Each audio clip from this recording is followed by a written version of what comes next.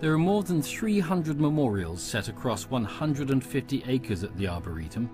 They include a section of the infamous Burma Railway built by Allied prisoners of war, 16,000 of whom died during its construction.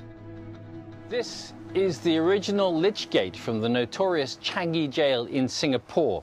In 1942, there were more than 250,000 Allied military personnel and civilians in internment camps in the Far East, and over 80,000 of them were women and children. Pam Rhodes has been to meet one of them.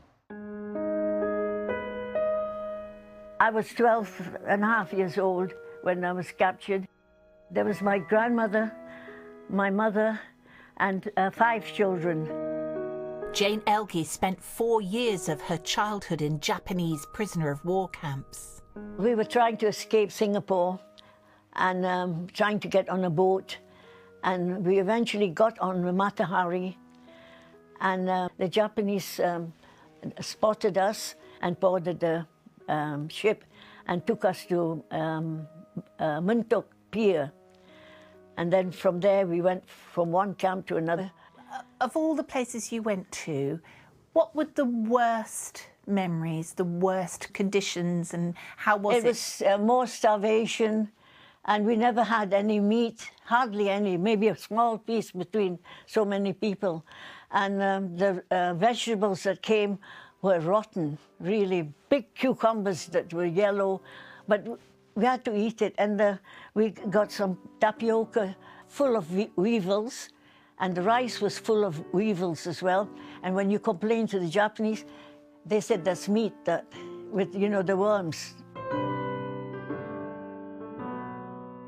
On returning home, Jane and her brother depicted life in captivity in these vivid drawings. Also in the camps with Jane was Sheila Brown, who passed on her experiences to her daughter Margie.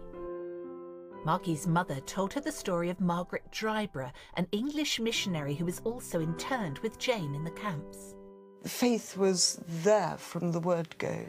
And it's faith, really, you know, prayers every night, saying prayers. I think that's what got us through, really.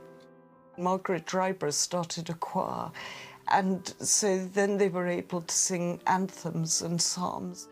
Margaret also composed hymns for the choir, one of which she called the Captives' Hymn. People were so moved by the words of the hymn that it very quickly became the camp hymn, and that was sung every Sunday throughout camp.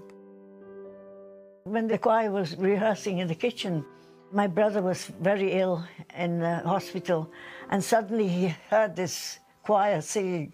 He was dying, and he thought it was the angels singing, and it sort of bucked him up to hear them singing. It's getting me emotional. Sorry. 70 years after the hymn was sung for the final time in the camps, we arranged for Jane to hear it sung once more.